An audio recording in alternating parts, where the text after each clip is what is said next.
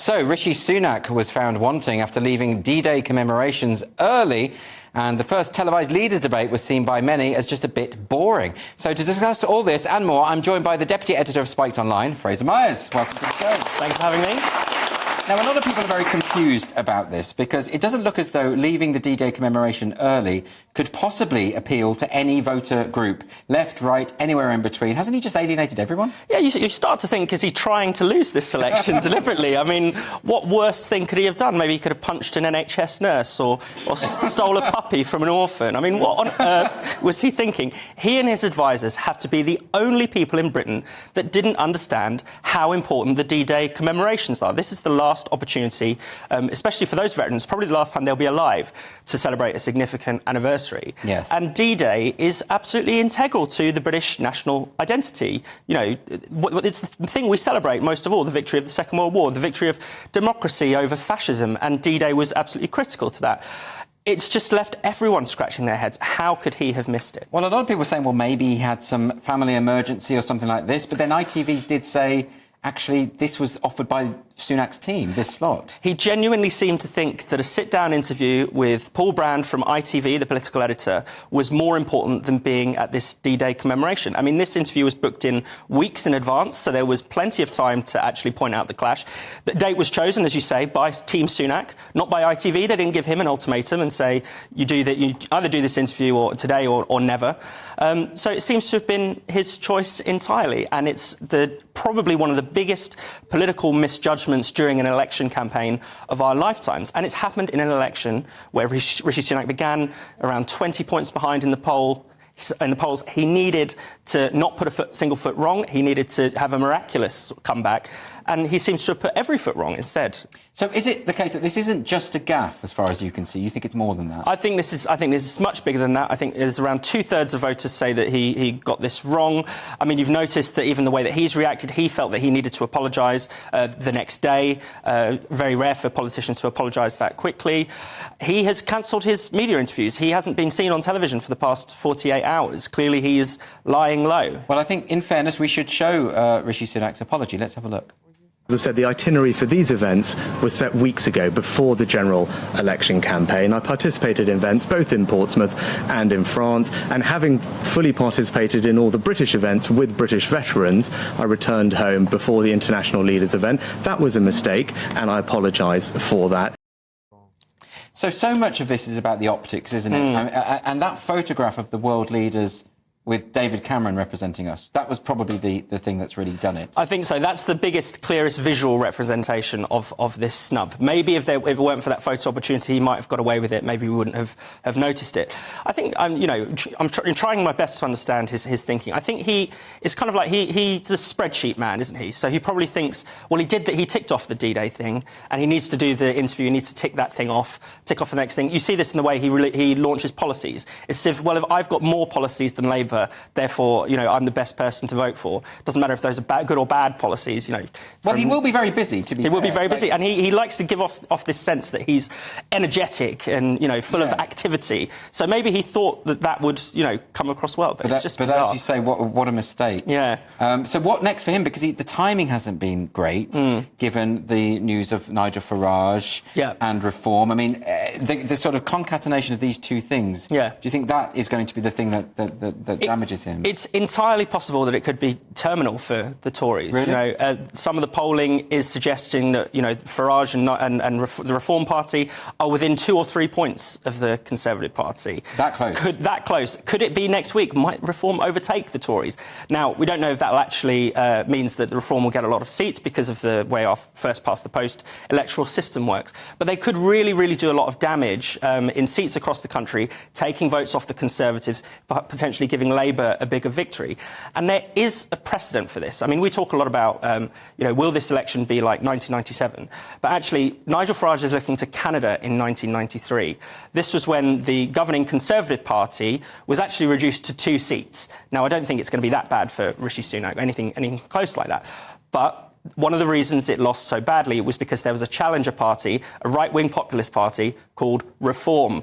And I think Nigel Farage knew what he was doing when he gave his party that name. He's looking beyond to the next election to set the tone for, the right of politics during the Labour government. So on a general point, is there now an appetite, do you think, a kind of populist appetite to really shake up the electoral system, get rid of first past the post, possibly have proportional representation so we can have other parties in there? Because you've also got George Galloway, of course, with the Workers' Party standing, something like 500 seats? So this is significant from both sides of the I think that's right. I think there's an appetite on all sides of politics, left and right, wherever you see yourself on the political spectrum, for something different, for change. Because people look at the two main parties, they see they're offering very, very similar policies. On the economy, you cannot put a cigarette paper between them.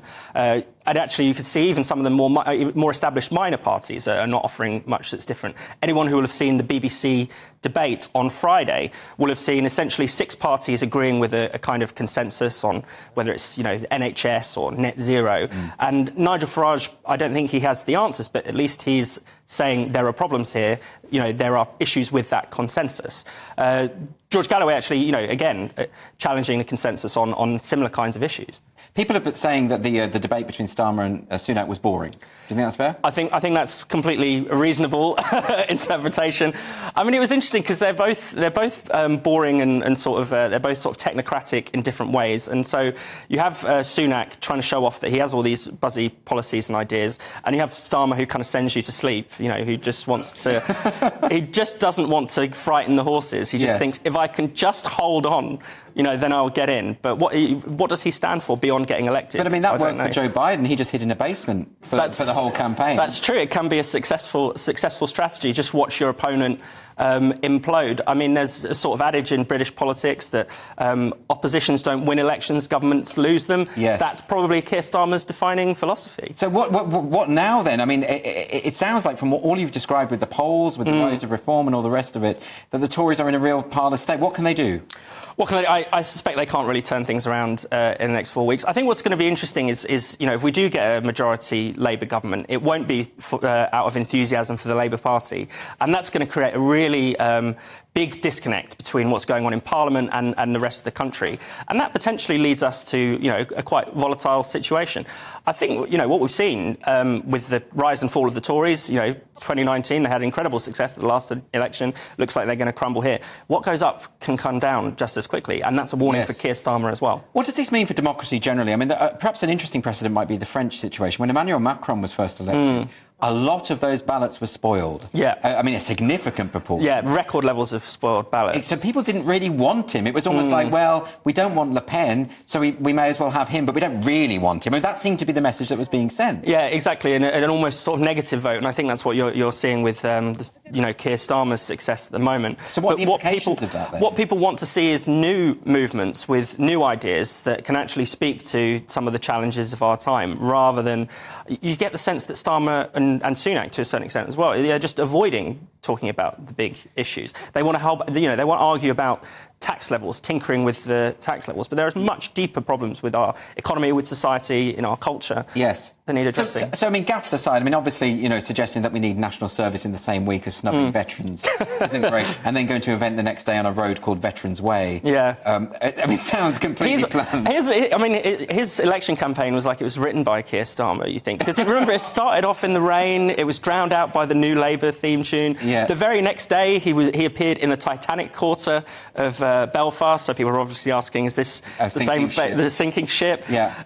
Everything, he needed a flawless, brilliant election campaign, and everything has gone wrong at every stage. So do you see this very much as people looking now for for change, to have a choice between an actual left-wing and an actual right-wing party, and that maybe this actually could end up shaking up the whole system? I do hope so, because, the watchword of Keir Starmer has changed, but I think everyone knows that not that much is going to change under a Labour government. So what people do want is, you're right, they want choice. They want politicians to have actual political arguments, not just not just shouting slogans at each other. But then a lot of people would say that if we did get in a situation where a smaller party had sufficient leverage to force a referendum on PR, for instance, that actually if you did get proportional representation, nothing would get done. And people point to places such as Italy and say, well, look at that. I mean, it's a disaster because of these continual coalitions and hung parliaments. I think that's more of a reflection of the sort of underlying political volatility in those places. You know, the problem is that we are rapidly, the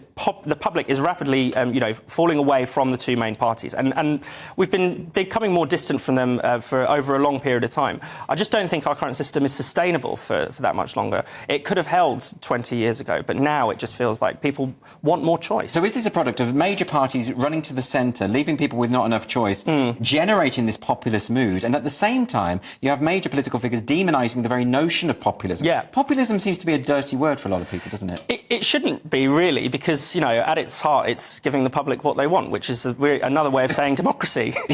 So, often the two are the same. I mean, look, people have every right to criticise the policies that Nigel Farage is putting forward, or maybe you don't like their language or rhetoric, how they go about things. But to demonise populism in and of itself as a bad thing, as if, connecting with the public, energising the public, getting more people involved and interested in politics is a bad thing, that just seems to me to get it completely the wrong way around. I mean, the problem is the two parties seem to think they act as if they have a right to rule. They act as if, well, you will vote for us because you have nowhere else to go.